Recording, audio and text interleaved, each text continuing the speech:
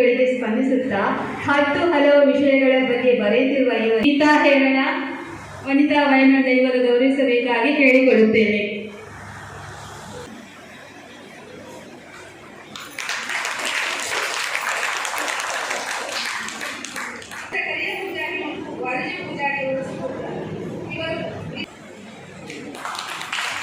ತ್ರಿಮೂರ್ತಿಗಳು ಮೂರ್ತಿಯನ್ನ ಮಾಡುವಾಗ ನಾನು ಕೇಳಿದ್ದೆ ವಿಜಯಣ್ಣನ ಹತ್ರ, ಇದೆಲ್ಲ ಆಗುದು ಹೋಗುದ ವಿಜಯಣ್ಣ ಅಂತ. ಆದ್ರೆ ಇವತ್ತು ನಾನು ಅಭಿಮಾನ ಹಾಗೂ ಹೆಮ್ಮೆ ಪಡ್ತೇನೆ.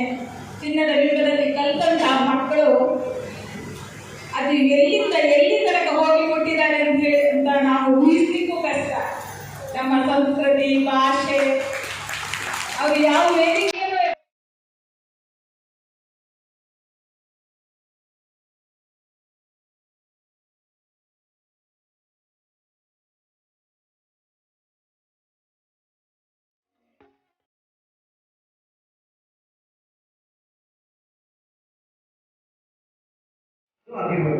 ದೇಶ ಸೇವೆಯೇ ಈಶ ಸೇವೆ ಎಂದು ನಂಬಿ ಬಡವರ ಬಂಧುವಾಗಿ ಸಮಾಜದಲ್ಲಿ ಉನ್ನತ ಸ್ಥಾನದಲ್ಲಿರುವ ವಾಮನವರು ನಮ್ಮ ಪುಟಾಣಿಗಳ ಕಾರ್ಯಕ್ರಮಕ್ಕೆ ಬಂದಿರುವುದು ನಮ್ಮೆಲ್ಲರ ಭಾಗ್ಯವೇ ಸರಿ. ಪತ್ನಿ, ಮಕ್ಕಳು ಸಂತೋಷ.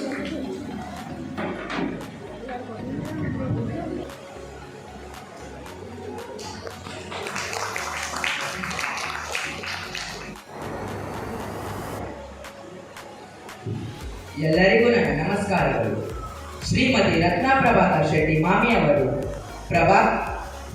ಪ್ರಸಿದ್ಧ ಹೋಟೆಲ್ ಉದ್ಯಮಿ ಪ್ರಭಾಕರ್ ಶೆಟ್ಟಿಯವರ ಧರ್ಮಪತ್ನಿ ಆಗಿರುವ ಇವರು ಕೊಡುಗೈ ದಾನಿಯೂ ಹೌದು.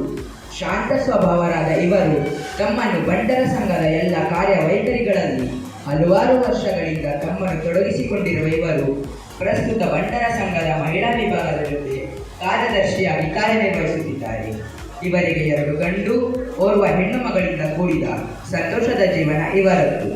ಉದಾರ ಮನಸ್ಸಿನ ಮಾಮಿಯವರಿಗೆ ದೇವರು ಒಳ್ಳೆಯ ಆರೋಗ್ಯ, ನೆಮ್ಮದಿ, ಸುಖ, ಸಂಪತ್ತನ್ನು ಕರುಣಿಸಲಿ ಎಂದು ತುಂಬ ಹೃದಯದಿಂದ ಹಾರೈಸುತ್ತಾ ಚಿನ್ನರಿಂದ ಗೌರವಾರ್ಪಣೆ.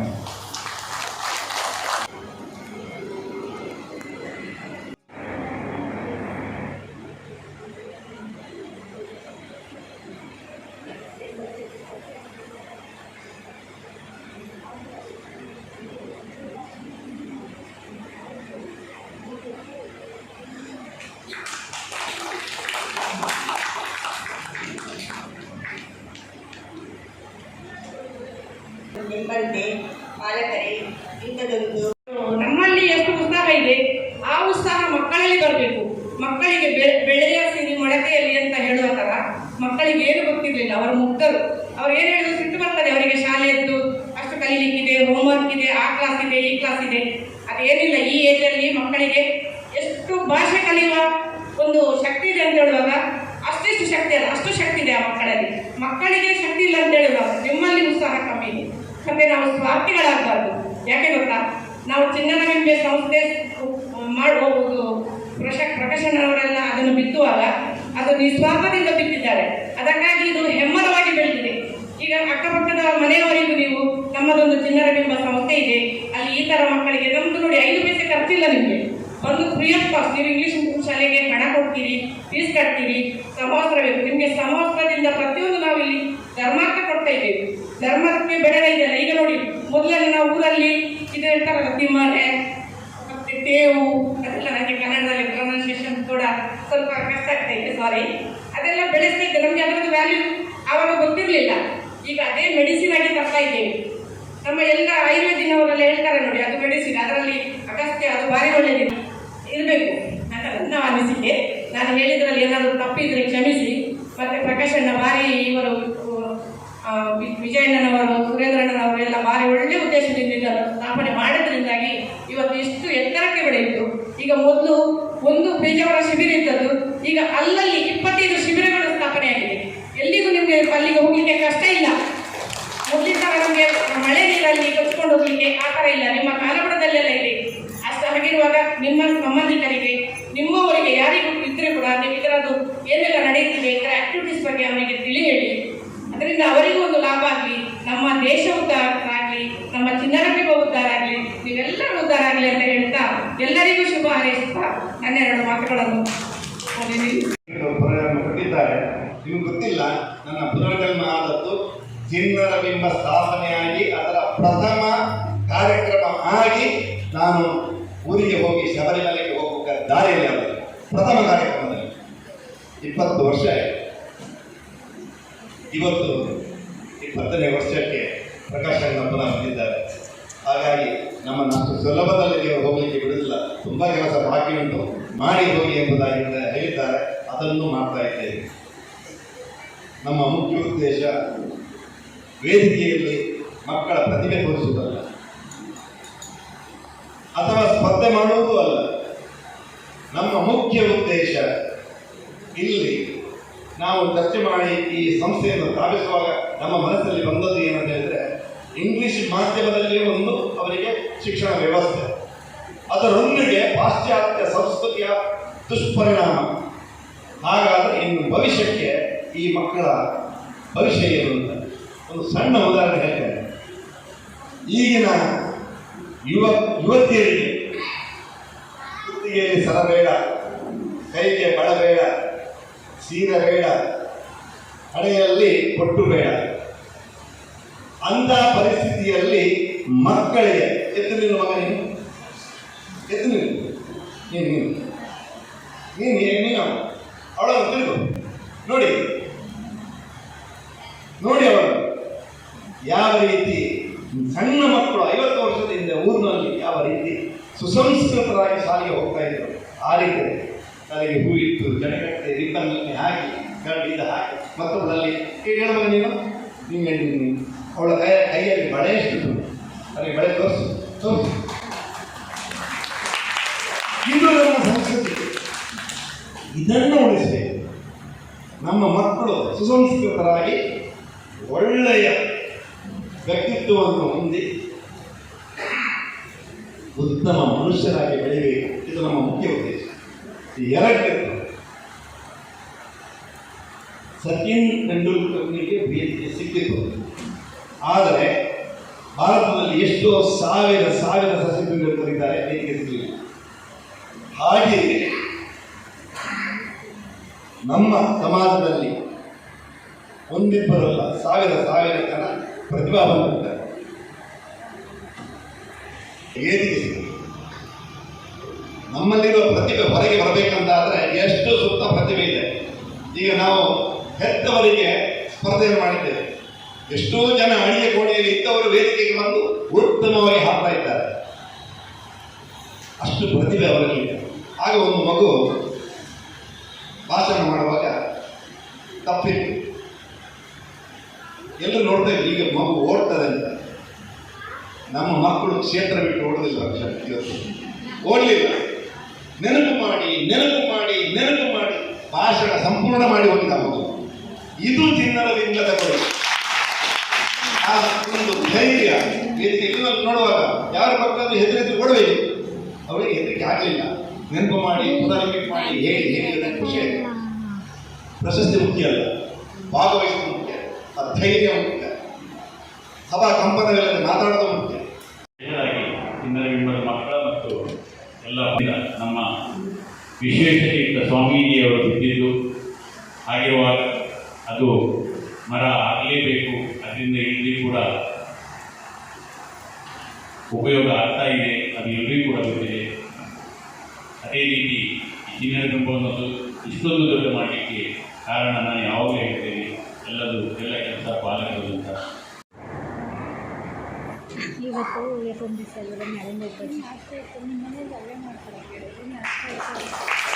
ಇವತ್ತು ನಾನು ಹೆಚ್ಚು ಏನು ಮಾತಾಡಲಿಕ್ಕಿಲ್ಲ. ನಮ್ಮ ಚಿನ್ನದ ಬಿಂಬ ಅನ್ನೋದು ಒಂದು ದೊಡ್ಡ ಸಂಸ್ಥೆಯಾಗಿ ಬೆಳೆದಿದೆ. ನಿನ್ನೆ GN ಉಪಾಧ್ಯಾಯರು ಯೂನಿವರ್ಸಿಟಿಯಲ್ಲಿ ನಮ್ಮ ಎಲ್ಲ ಶಿಬಿರದ ಶಿಕ್ಷಕಿಯರಿಗೆ ಸನ್ಮಾನ ಮಾಡಿದರು. ಬಹಳ ಸಂತೋಷ ಆಯಿತು. ಪ್ರಮಾಣ ಪತ್ರ ಕೊಟ್ಟು ಅವರು ಹೇಳಿದ ಒಂದೇ ಮಾತು, ಇಲ್ಲಿ ಎಲ್ಲ ಶ್ರೀಶಕ್ತಿಯೇ ಇದೆ ಅಂತ ಹೇಳಿಬಿಟ್ರು. ಅಂದರೆ ಇಡೀ ಸ್ಟೇಜ್ ಅವರ ಕಾರ್ಯಕ್ರಮ ಯೂನಿವರ್ಸಿಟಿಯಲ್ಲಿ ಗೊತ್ತಿದೆ ನಿಮಗೆ, ಅಲ್ಲಿ ಹೆಚ್ಚು ಜನ ಬರುವುದಿಲ್ಲ. ಆದರೆ ನಿನ್ನೆ ನಮ್ಮ ಮಕ್ಕಳು ಪ್ಯಾರೆಂಟ್ಸ್ ಆಚೀಚೆ ಓಡಾಡಿ ನಮ್ಮ ಪೇಜಾವರ ಶಿಬಿರದ ಮುಖ್ಯ ಶಿಕ್ಷಕಿಯರಾದ ವನಿತಾ ಅಕ್ಕ, ಸುಮಿತ್ರಾ ಅಕ್ಕ ಹಾಗೂ ಪವಿತ್ರ ದೇವಾಡಿಗ ಮತ್ತು ಭಜನಾ ಶಿಕ್ಷಕಿಯರಾದ ಸುಚಿತ್ರಾ ಅಕ್ಕನವರಿಗೆ ನಮ್ಮ ಕಡೆಯಿಂದ ಚಿಕ್ಕ ಸನ್ಮಾನ.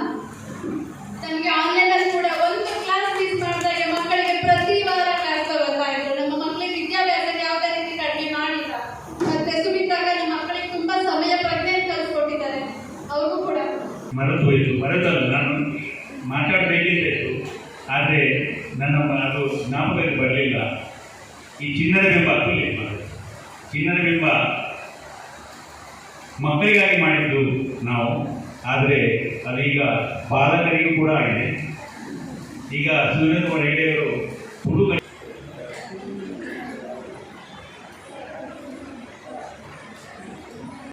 ಕೊರೋನಾ ಸಮಯದಲ್ಲಿ ನನಗೆ ತುಂಬಾನೇ ಸಹಕಾರ ಮಾಡಿದ್ದಾರೆ ಟೀಚರ್ ಅವರು. ಸುಮಿತ್ರಾ ಟೀಚರ್ ಅಂದರೆ ಎಲ್ಲರಿಗೂ ಫೋನ್ ಮಾಡಿ ಕ್ಲಾಸಿಗೆ ಬನ್ನಿ ಇದು ತುಂಬಾ ಎಲ್ಲರಿಗೂ ಇದು ಮಾಡ್ತಾ ಇದ್ದಾರೆ. ಪವಿತ್ರ, ಸುಚಿತ್ರ, ವನಿತಕ್ಕ ಅಂತೂ ಬ್ಯಾಕ್ ಬೋನ್ ಆಗಿ. ರೂಹಿ ಪೂಜಾರಿ,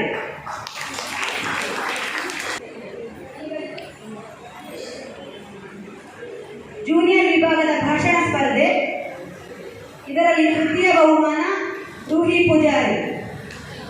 ಇನ್ನೊಮ್ಮೆ ರೂಹಿ ಪೂಜಾರಿ. ದ್ವಿತೀಯ ಕುಶಲ್ ಗೌಡ, ದ್ವಿತೀಯ ಕುಶಲ್ ಗೌಡ. ಪ್ರಥಮ ಯಾರು? ಪ್ರಥಮ ಇನ್ನೊಮ್ಮೆ ಗಗನ್ ಶೆಟ್ಟಿ. ಚಪ್ಪಳೆ ನಿಲ್ಬಾರ್ದು, ಜೋರಾಗಿ ಚಪ್ಪಾಳೆ ಪ್ರೋತ್ಸಾಹಿಸಿ ಮಕ್ಕಳಿಗೆ. ಕ್ಲಾಸ್ನಲ್ಲಿ ಜೋರಾಗಿ ಚಪ್ಪಾಳೆ ತಟ್ಟೋದಕ್ಕೆ ಒಂದು ಪ್ರೈಸ್ ಇದೆ.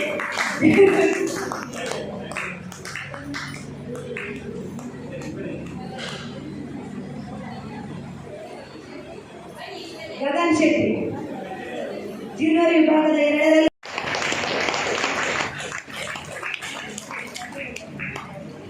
ದ್ವಿತೀಯ ವೈಷ್ಣವಿ ಶೆಟ್ಟಿ.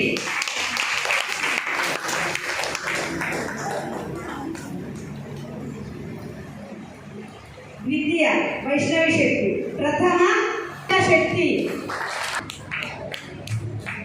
ಅಕ್ಷತಾ ಶೆಟ್ಟಿಗಾರ್. ದ್ವಿತೀಯ ನಯನ.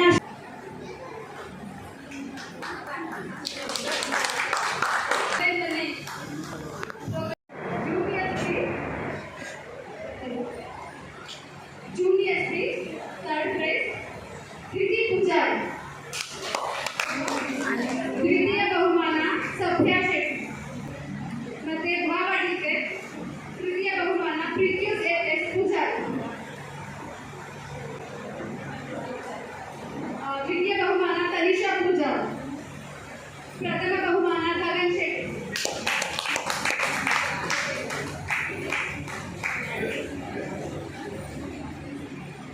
ಭಾವಗೀತೆ ಪ್ರಥಮ ಗಗನ್ ಶೆಟ್ಟಿ, ದ್ವಿತೀಯ ತನಿಷಾ ಪೂಜಾರಿ, ತೃತೀಯ ಪ್ರತ್ಯುತ್ ಎಸ್ ಪೂಜಾರಿ.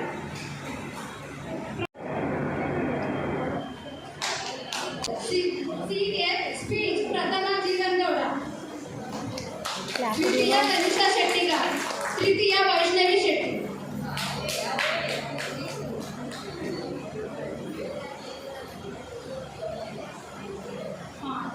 ದೇಶಭಕ್ತಿ ಗೀತೆ ಪ್ರಥಮ ತನಿಷಾ ಶೆಟ್ಟಿಗಾರ್, ದ್ವಿತೀಯ ಜೀವನ್ ಗೌಡ, ತೃತೀಯ ಮೇಘಾನ್ ಶೆಟ್ಟಿ. ದ್ವಿತೀಯ ಜೀವನ್ ಗೌಡ, ತೃತೀಯ ಮೇಘಾನ್ ಶೆಟ್ಟಿ. ಮೇಘನ್ ಶೆಟ್ಟಿ ಇಲ್ಲ.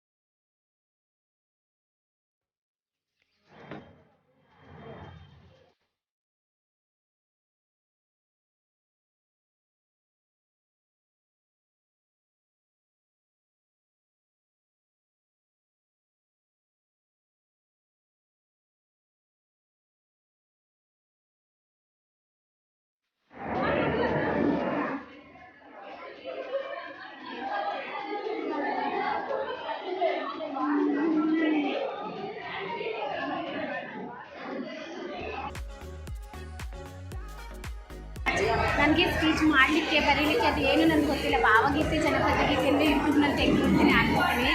ಆದರೆ ಇವ್ರ ಮಗ ಇವರು ಬಂದಿಲ್ಲ, ಮಣ್ಣು ಫ್ರೆಂಡು ಪ್ರತಿ ವರ್ಷವೂ ಕೂಡ ಫಸ್ಟ್ ಸೆಕೆಂಡ್ ಬಂದೇ ಬರ್ತದೆ. ನನಗೆ ಅವ್ರನ್ನು ಕೂಡ ಮಾಡ್ತೀನಿ.